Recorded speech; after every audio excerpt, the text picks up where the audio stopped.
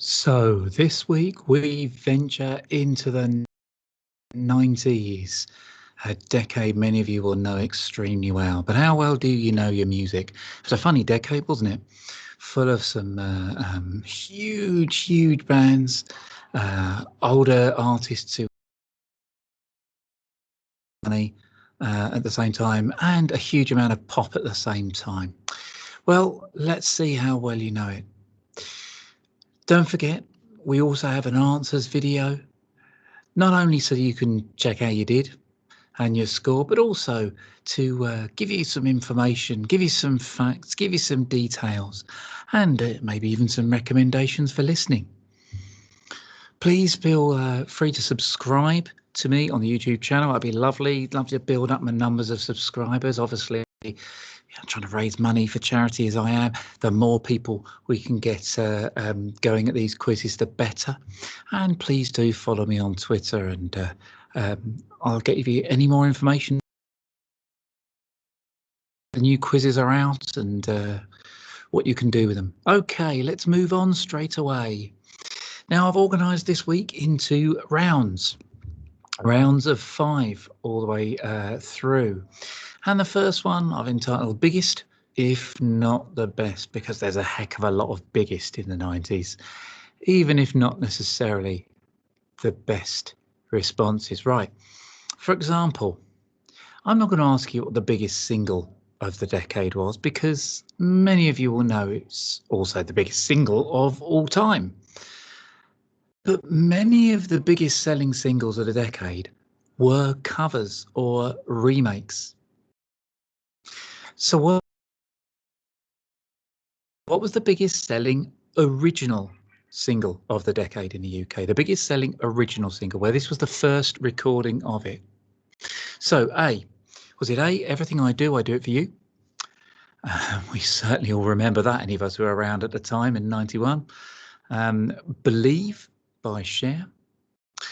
Baby One More Time by Britney Spears. Or Barbie Girl by Aqua. 4 massive singles there. Which of them was the biggest selling original song of the decade? Bit simpler with the album. I'm quite happy just asking you, what was the biggest selling album of the year in the UK? Was it Stars by Simply Red? Was it Spice?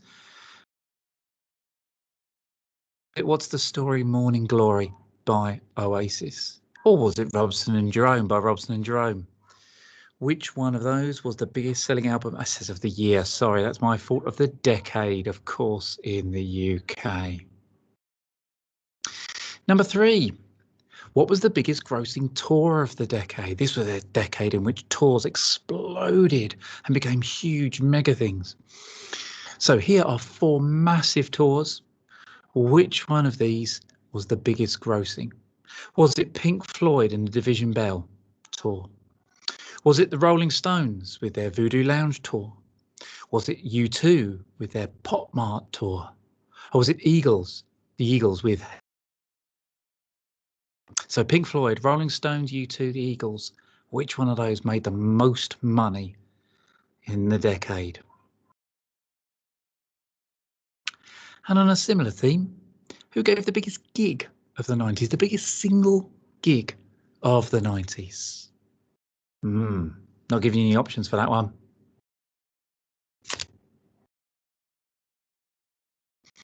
And number 5, who had the most number ones in the UK of the 1990s? Who had the most number ones in the UK of the 1990s? Okay, so there's a good start for us. Now let's move. As I said to you, there's an awful lot of going back to the past here. So, golden oldies. So this round is about covers and re-recordings. Just 5 simple questions on these. What was the double A side with the song Something About the Way You Look Tonight, which broke records? That's our first question for you. The double A side with song Something About the Way You Look Tonight, which broke records. Number 7, they're back again, Robson and Jerome. Their cover of Unchained Melody was the second biggest selling single of the decade. But how many of that song have reached number 1 in the UK? How many different versions of Unchained Melody have reached number 1 in the UK? Number 8. What stopped Wet Wet Wet's cover of Love Is All Around beating Bryan Adams' record of 16 weeks at number 1? You may know it had 15 weeks. What stopped it actually matching and beating Bryan Adams' record? I'm not saying what record, but why didn't it? What reason was there that it didn't? Number 9, The Future Softly was the 13th biggest selling single of the decade. But which recording artist was the song written about? Or more accurately, probably, which recording artist was the song performed about? I'll explain why that distinction's important later. And number 10, the last in the covers, the Golden Oldies round. The 6th biggest seller of the decade featured Bono, David Bowie, Elton John, Tammy Wynette, Shane MacGowan, Brett Anderson, Tom Jones, and Boyzone. What was it? Seller of the decade, which featured Bono, David Bowie, Elton John, Tammy Wynette, Shane MacGowan, Brett Anderson, Tom Jones, and Boyzone. Okay, 3rd round. Here come the girls. Big change from the 80s to the 90s here. Probably best exemplified by the fact that back in the days of 84, the end of 84, with the Band-Aid single, the only girls invited to be on the Band-Aid single were Bananarama. All the others were male artists. Yet when later versions of Band-Aid were done, it was dominated by girls. The change kind of came around this time, didn't it, a fair degree? So here's some questions. Artists in the 90s, and my God, did they have some big sellers here. Right, so first of all, in 1998, who recorded what was at the time the biggest selling single by a female ever in the UK? Who recorded what was at the time, 1998, the biggest selling single by a female ever in the UK? Only one the artist, don't have to tell me the single. Yeah. Big up to you if you can, tell me the single, but who was the artist? Number 12, which former Eurovision winner had 2 million sellers in the UK this decade? Only female who did. Which former million sellers in the UK this decade?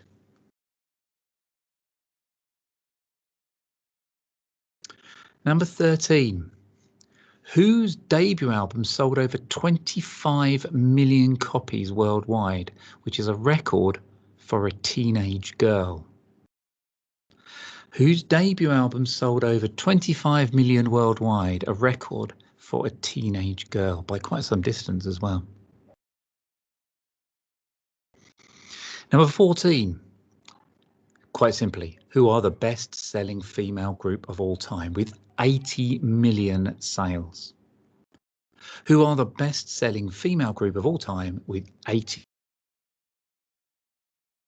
And of course, from the 90s. And number 15, which group scored 3 UK number ones from their debut album, including a Red Hot Chili Peppers cover? Which female group scored 3 UK number ones from their debut album, including a Red Hot Chili Peppers cover? Okay, let's go a bit more genre here, shall we? Let's go to the movies. Again, movies and music went very big together in the 90s, didn't they? Soundtrack albums were huge. So what I'm going to do here is I'm going to give you a list of 4 songs soundtrack album from the 90s. All you've got to do is tell me the movie. Okay? So, for example, number 16. Which 90s film soundtrack contained the songs I'm Every Woman, Lovely Day, the Bill Withers version, What's So Funny About Peace, Love and Understanding, and I Have Nothing. I'm Every Woman, Lovely Day, What's So Funny About Peace, Love and Understanding, and I Have Nothing. Which 90s film soundtrack would you have found all 4 of those songs on? Try for number 17. Same question. Which 90s film soundtrack contained Lust for Life? Atomic, Temptation, a bit, Heaven 17 song, and Night Clubbing. Lust for Life, Atomic, Temptation, Night Clubbing.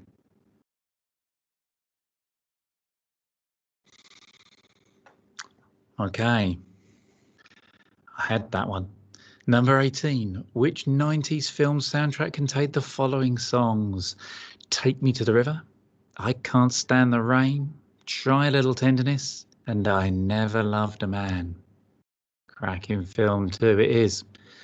Which one contained those 4 songs? You're getting the idea of this now.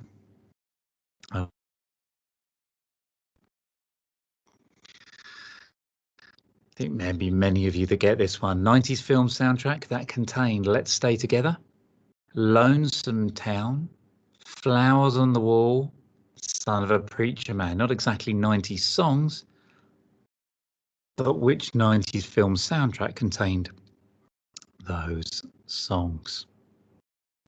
And the last one. 4 songs you'll know, but which 90s film soundtrack would you have found this on? Hound Dog, Rainy Day Women, numbers 12 and 35. For What It's Worth, Buffalo Springfield classic. And Go Your Own Way, Fleetwood Mac's song.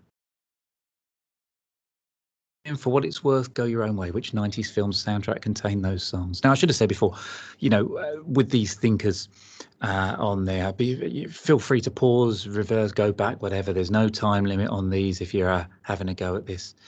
Just take your time if you need to and think through. A lot of them have got clues in the question, I suppose.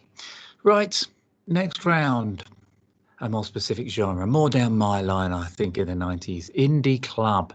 No, it's not a reference to the much later 50 Cent song. It's a very bad pun. It's indie music. And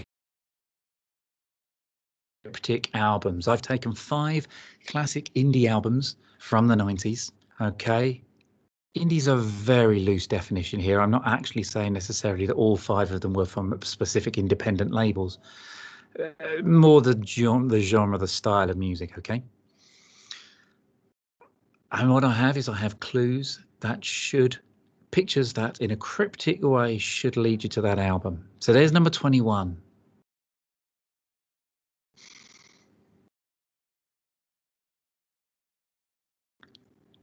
There's number 22.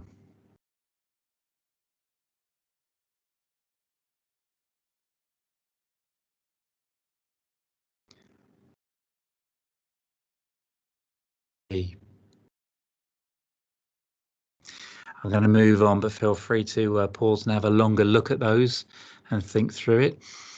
On the next page, number 24.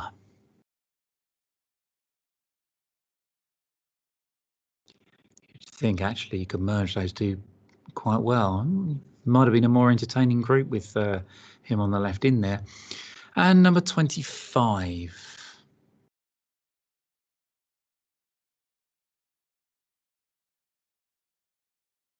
So there you go, 5 indie albums. You just have to work them out from the cryptic clues. Okay, let's move on. Let's have another round. It's a wrap, absolutely. Hip hop, massive in the 90s as well. Real explosion, became, well, mainstream really, didn't it, in the 90s? One of the big things in rap, of course, was the West Coast East Coast rivalry. It blew up hugely in the US over the 90s, and of course, as we know, resulted in the murder of two very well-known and renowned rappers, one from each side. But my question for you is, what were the names of the two key record labels that represented each coast? And just to give you a clue there, just to give you help, if it does at all, there's their logos, or at least a bit of them anyway. The two key record labels that represented each coast in the West Coast East Coast battle. Number 27. From here, we're going very much into the album covers kind of idea as well. So amazingly, on November the 9th, 1993, two of the classic New York rap albums of the decade were released same day. One is the debut from a collective clan. The other is the third album from a more alternative tribe. Who were the two groups? There's the two albums with the details below. Not asking for the albums, I'm asking for the groups. Great if you can give me the albums too. Number 28, here's a good one. A track from this album is on the poetry course at Harvard. On the poetry course at Harvard University. What is it? Not what is the track, what's the album? Okay, so a track from this album is taught on the poetry course at Harvard. What is the album? And there it is below with the things blocked out. Okay, number 29. This West Coast album, LA Riot, in one of its tracks. What is the album? A lot of it's had to be blocked out there, but you might still recognise it. This West Coast album sampled the recent LA riots in one of its tracks. What is that album? At number 30, this 1991 album proclaimed the death of Daisy Age in hip hop. But whose album is it? Whose album is this which proclaimed the death of the Daisy Age in hip hop? Okay, so we have any rap, hip hop. Never mind. What have we got next? Well, of course, that's a reference to one of the great albums of the 90s in grunge and alt rock. Okay. So, first of all, simple question for you. Which grunge legends come from Aberdeen? Which grunge legends come from Aberdeen? Number 32. Which album's lyrics deal with government conspiracy, race relations, aliens, surf films, immigration, class struggle, and the death of stars, whilst being named after a Latin style of music appears on the album? A lot of information there, isn't there? Let's try that again. So, which album's lyrics deal with government conspiracy, race relations, aliens, surf films, immigration, class struggle, and the death of stars, whilst being named after a Latin style of music, which never actually appears on the album? There's a thinker, isn't it? 33. Who, this is not an album here, who connects the Red Hot Chili Peppers in the 90s? 90s is definitely their decade, wasn't it? Who connects the Red Hot Chili Peppers in the 90s to Johnny Cash and Mr. Hanky the Christmas Poo? Who connects the Red Hot Chili Peppers in the 90s to Johnny Cash, Tom Petty, and Mr. Hanky the Christmas Poo?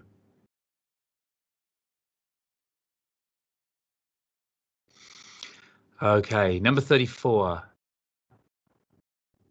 We're talking about an alt rock classic song here. It took its name from an incident where the US TV news anchor Dan Rather was attacked by two men claiming that news signals were being beamed into one of their heads. Okay.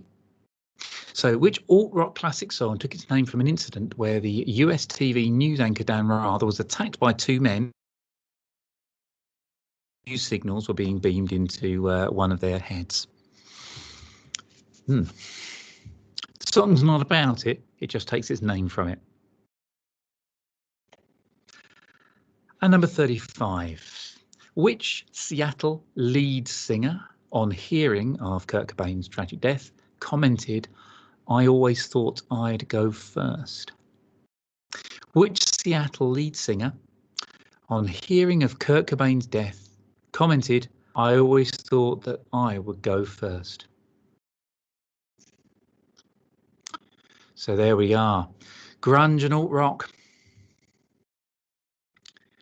tie-ins. We're back towards.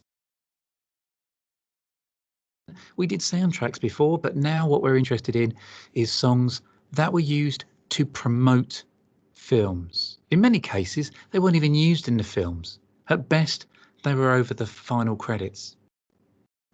But we're going to look for the connection. It's our lyrics round.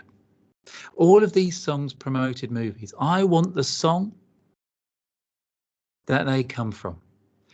So number 36, walk in shadow, move in silence, guard against extraterrestrial violence. Walk in shadow, move in silence, guard against extraterrestrial violence. Which song, released to promote a movie, was that from? Number 36. Dressing like your sister, living like a tart. They don't know what they're doing, babe. It must be art. Dressing like your sister, living like a tart. They don't know what you're doing, babe. It must be art. Which song is that, released to promote a 90s movie? Number 38. As I walk through the valley of the shadow of death, I take a look at myself and realise there's nothing left. As I walk through the valley of the shadow of death, I take a look at myself and realise there's nothing left. Movies as well here, but it's the songs I'm looking for. Congratulations if you get the movies as well. I did think about doing it for the movies rather than the songs, but I thought it's a bit hard there, really, isn't it? Number 39, I've been a player in the crowd scene, a flicker on the big screen. My soul embraces one more in a million faces. Poetry, eh? I've been a player in the crowd scene, a flicker on the big screen. My soul embraces one more in a million faces. Yeah, I think that's the trickiest one, isn't it? A song, massive hit as well, massive. The biggest hit of the four so far. Anyway, promoting a movie, what's the song? And finally, number 40, don't tell me it's not worth trying for. You can't tell me it's not worth dying for. Don't tell me it's not worth trying for. You can't tell me it's not worth dying for. That's definitely the biggest hit of the lot. Anyway, and potentially the easiest, hopefully, for many of you. Right, so there we go. There was our lyrics round. Just name those 5 songs, all released to promote a movie. Right, let's move into our next round. Boys and girls. This is our pot round, really. Okay, boy, everywhere in the 90s, huge. You always think of them as being massive throughout the history of pop music, really, but between like the Osmonds and the Bay City Rollers in the 70s and Bros in the 80s, there really wasn't much in the way of pure manufactured pop bands put together. But then, of course, post Bros, it really took over. But let's find out what we're thinking about here. This is a video round. So I'm going to give you a clip from a video with some faces blocked out. All you got to do is name the group, the boy band or the girl band in the video. Here's number 41. Who are they?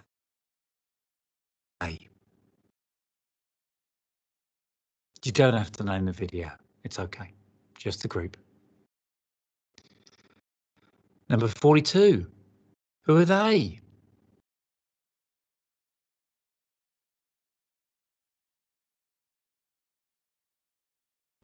Number 43. Who are they?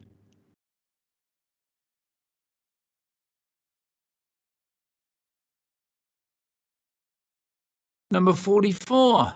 Who are they? I'm not sure I can go much higher this. I have to go back down low again. And number 45. Who are they?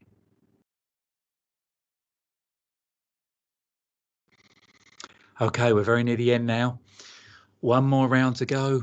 I couldn't leave out one of the biggest genres of the 90s. Of course, it is dance, dance, dance.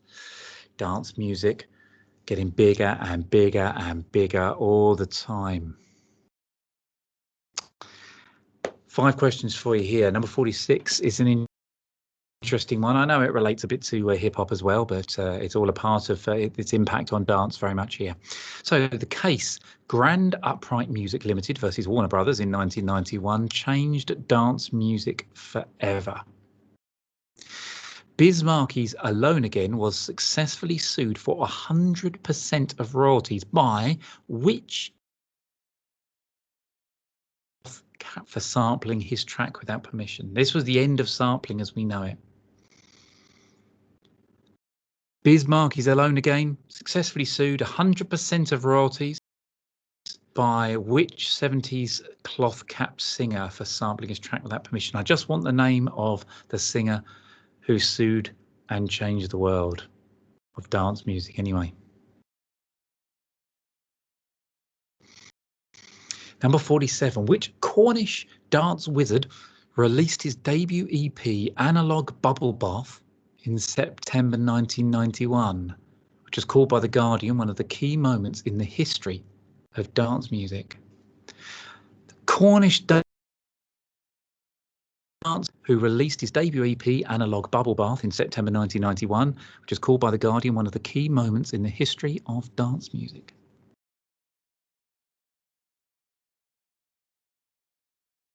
Number 48, whose debut single hit #1 in the UK 2 years after its original release, following Kiss FM voting it the greatest dance single of all time, or well, Kiss FM listeners anyway, voting it the greatest dance single of all time. So if you unpack that, basically it had been released, it had done nothing, but Kiss FM listeners voted it the greatest dance single of all time, and then release it hit #1 in the UK. Number 49, which 90s dance duo were originally called the Dust Brothers in homage to the Beastie Boys production team? Which 90s dance duo were originally called the Dust Brothers in homage to the Beastie Boys production team? Okay, and on to the last of the lots. This is Name That Song, which I'd like to finish with now. I'm going to give you a bunch of facts about a particular song. You just have to tell me the name of that song. It was on the debut album of arguably the production team of the 90s. The second single from the debut album of arguably the production team of the 90s. It was released in 1991 under an adjusted band name to avoid the risk of losing airplay during the Gulf War. Released in 1991 under an adjusted band name to avoid the risk of losing airplay during the Gulf War. The song features a rhythm track based on Bob James's Take Me to the Mardi Gras from '75, I believe. and also an orchestral string section.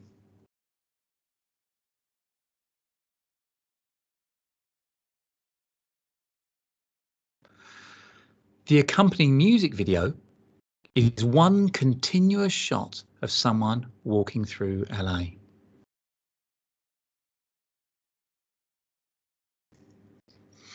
In 1998, it was voted the favourite national anthem by Radio 1 listeners. What is that song? Okay, do check out the answers video, see how you got on, find out a few bits more. Do please donate to my Just Giving page. I haven't made a big fuss of it this week, but it really is the reason I'm doing all of these. I'm trying to raise money for Young Minds UK, who are doing sterling work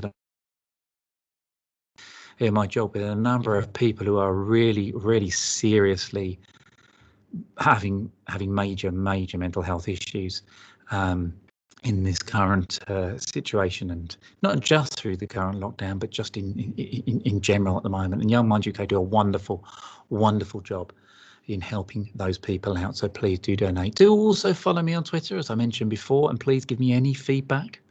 I think this is a particularly good one. I like this week's quiz, but let me know what you make of it. Okay, right. I'll see you over on the answers video, and we'll find out how you did.